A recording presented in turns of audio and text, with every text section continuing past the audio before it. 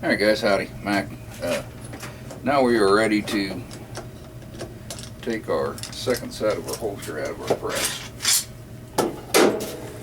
We will now have two sides that will be roughly lined up. This will make life reasonably easy for the next couple of steps. Which, as I look at my next couple of steps, I think, my God, I need to clean my basement, first of all. And also a little concerned about the lighting for you being able to see it. We will work our problem somehow.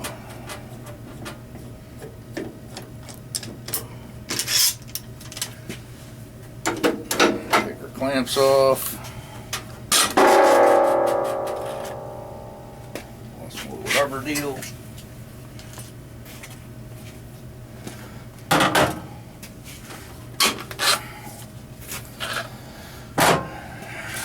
You can put your foam and all that away. You are getting two pieces of Kydex from us, pre-molded. This is what you're going to have. Two Han Solos. Alright, now we are at this point going to start cutting in for the apex.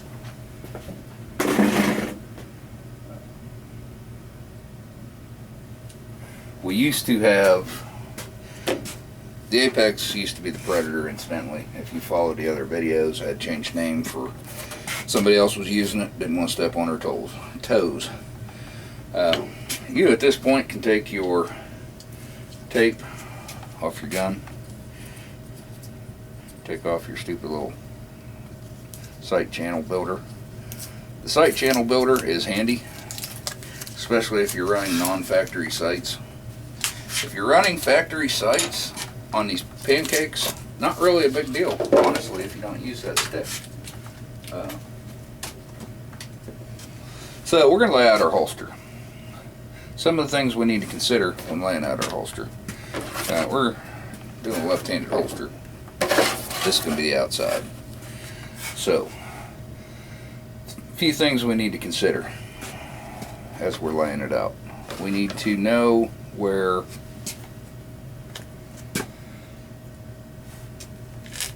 how wide we want it, how wide we want to ride. You want it to, the way I build holsters, not affect the magazine release or the slide stops in any way. I know some holsters I've seen from other companies, one in particular, which I'm not going to give out their name just because it's not cool, but because they're not shooters. I hate to say it that way, but it's true. Because they're obviously not shooters, they're just in the holster making business. They do not put as much thought into this as I feel I do, or we do, based on the fact that you don't want it to interfere with any controls, and you don't want for it to interfere with your hand in a draw stroke. Those are huge, huge considerations. We need to have a big enough cutout here. We need a big enough cutout for when you grab the gun, your fingers are not hitting holster. That's really big. There's nothing worse than grabbing hold of a gun and finding out, trying to take the gun out of the holster, and all you do is hit holster. You can't get a good purchase on that weapon system, get it out of the holster. So there's probably 14 different million ways to do this. I have big meaty fingers. I put my fingers down here, and then I kind of add a little bit and put a line. Don't worry about these lines, guys. They'll come right off. Just a rough layout anyway. That's roughly going to be the top line of the holster. You want it to be pretty straight. You need to know that it's not going to be actually have. I've gotten really good at eyeballing this, but if you take and you put a line on something straight across, I've got some black lines drawn on here, so you can see reasonably level across there. That's going to be roughly the top line of our holster. People, one of the big questions I get is, how much do you decide to put on either side of the holster? The middle of the pistol grip might be a good area. What I like to do is take Mr. Micrometer, or this is actually a caliper. If you run your caliper to roughly the width of the trigger guard, or in this case the trigger guard plus our little laser, that's good reference point. I mean, that seems to fall out pretty good, which, you know, on that side it was right to the middle of the trigger guard, or the middle of the pistol grip. But that'll give you a symmetrical looking holster. Now, one of the things here, we have a light that we need to be reasonably covered, but we do need a little bit of a crack in there. We need to let dirt and debris, but we still need that shrouded and we still need it shrouded and a channel in there for garbage and dirt and water and all that shit to come out of there. So we're gonna just draw this in. Trigger guard completely covered. Do not buy holsters from people whose trigger guards are not thoroughly covered by the holster. You can ramp it up to cover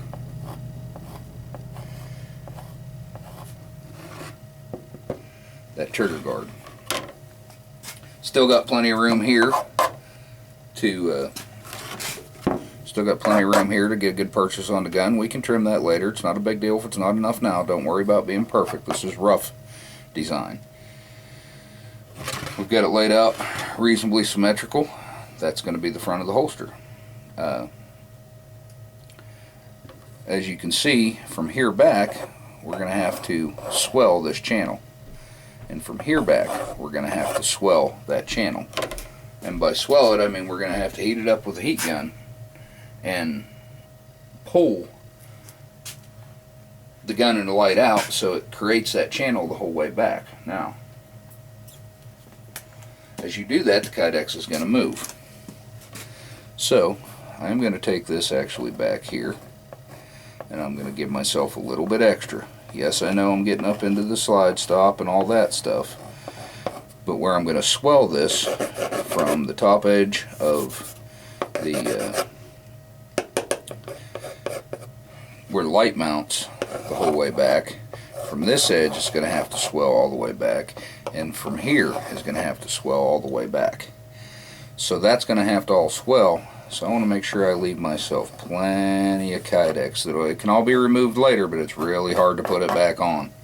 So don't cut off stuff you're not sure about. If you want, give yourself an extra whatever all the way around it. It's easier to take it off than it is to put it back on. So I cut these pretty close, but I've gotten really good at this. So I'm going to cut pretty much exactly what I want my line to be. Actually, for the sake of argument, we are going to go ahead and cut extra so I can show you how to trim it out later. I need to keep in mind that we are working with, never done this before. So I'm going to add a quarter inch, half inch, something around it. Scroll saw. I'm going to show you the scroll saw. If my reloading bench here, or workbench here, didn't look like hammered dog shit, this wouldn't be too big of a deal. Alright, there's Mr. Scroll Saw as best I can make you see it at this moment. It's going to be noisy, I'll tell you right now. All you're going to do is cut the lines. Follow the lines. Scroll saw blade Got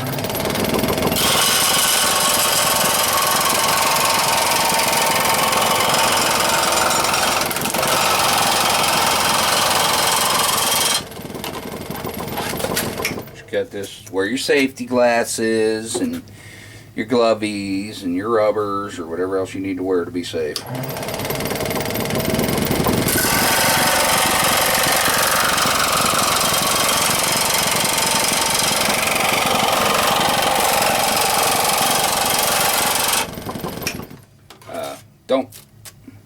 You don't want to break these blades. Don't put too much pressure on it. Let the blade cut the Kydex. If you start trying to cram it through there, you're going to go through a lot of blades.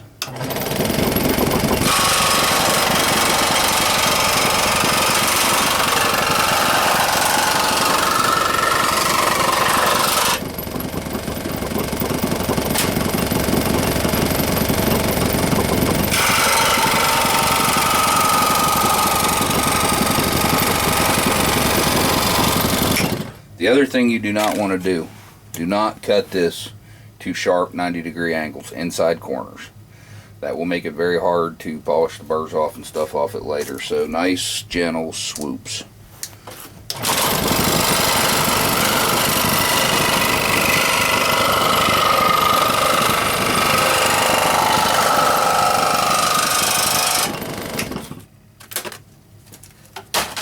As you can, or will be able to see here in a minute.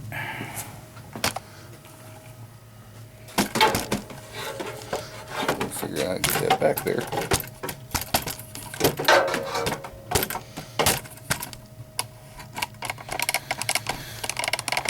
I know. Why don't you have a camera guy? Trying to help you. You're gonna cry at me. Go somewhere else.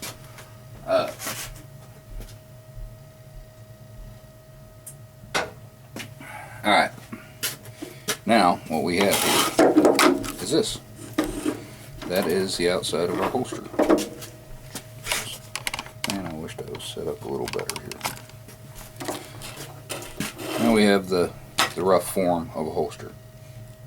How are we going to make this side match this side? It's very, very complicated. Real complicated. Lay a gun, if you don't have a gun, well you will, yours. You're not going to mold it again.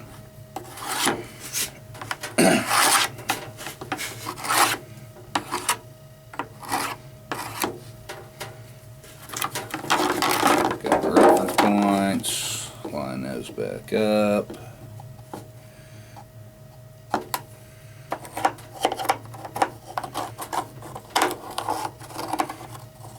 Cutting that back side, this will be this next one I'm cutting will be the inside of the body. Add a little bit, just it's easier to take it out later than what it is now.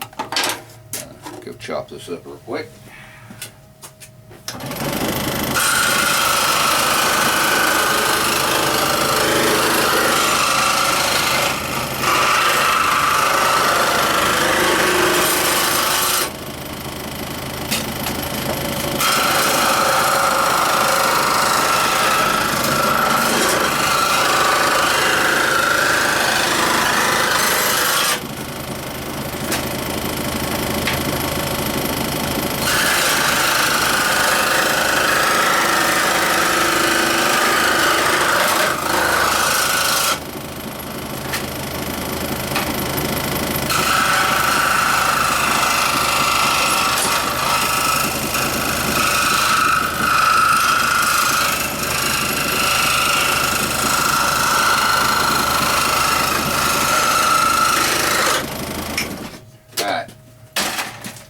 Now we got both sides of our holster. That'll be, excuse me, inside of the body, outside of the body. We're starting to get our holster tape formed. So, we got our trigger guard completely covered. We got pretty close to enough room in there for the fingers. I'm going to have to trim it a little bit, but I expected that. That's a good thing. You want to have to trim a little bit more off. Now, because we're going to even up the edges and all that, and I'm going to show you how to do that, do not start drilling holes in this exactly where you want them. Go in a little bit. Drill guides, you can buy them. It's a store-bought drill guide, and we used to make them. Same thing. I have one specifically that I like to use for a starter one. That's this one. I line up the edge, gives me my top point. I've got it where I want it. You can do this out of a piece of wood. You can make your drill guide any way you want. You can make whatever rivet pattern you want. You can use 1/4 inch, you can use 3/4 of an inch. All going to depend on how you are fastening this to the holster. If you're going to use screws, really doesn't matter where they fall out. Honestly, if you're going to rivet it on, it really doesn't matter where they're going to fall out. This is 080 Kydex, both sides. So I am going to take this, set up here to Mr. Drill Press. When I do this, I'm going to add just a little bit of an edge. I'll show you. Do one side at a time. Well, you're going to do one side, then you're going to go through that one side. But I've left myself just a little bit of an edge on there.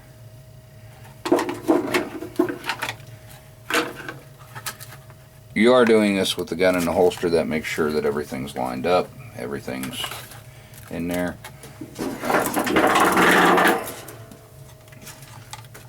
Drill press, get everything lined up where you want it.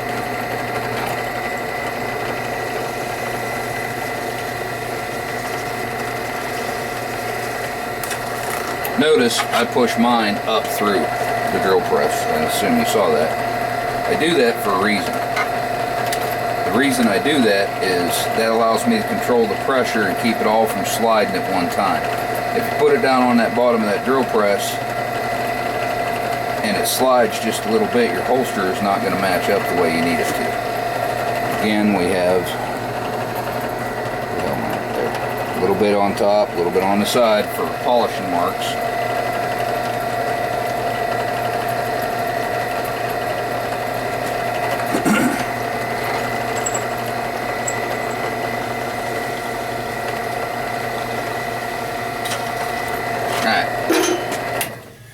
Now, we have a couple holes in our holster. It's going to let me temporarily affix it together. How you do that is very strategically.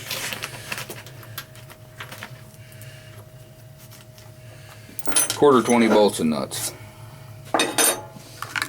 Through the hole. Turn this over so I can see what you can see what I'm doing. Put it through the hole. Run a nut up on it. I'm only worried about that top hole right now. Put it through the hole, run a nut up on it. Alright, now we've got our holster reasonably, leave our light in there. We've got our holster reasonably ready to guess I need to tighten that down a little bit.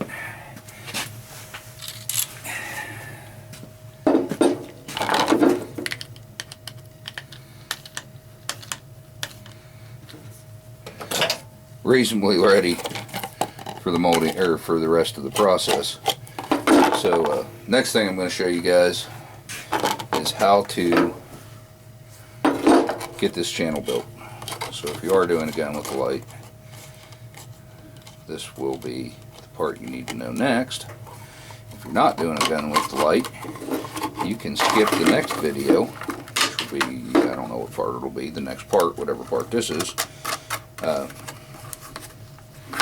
and go on to the rest of the forming of the holster. But the next section of the next video is going to be all about getting that channel built.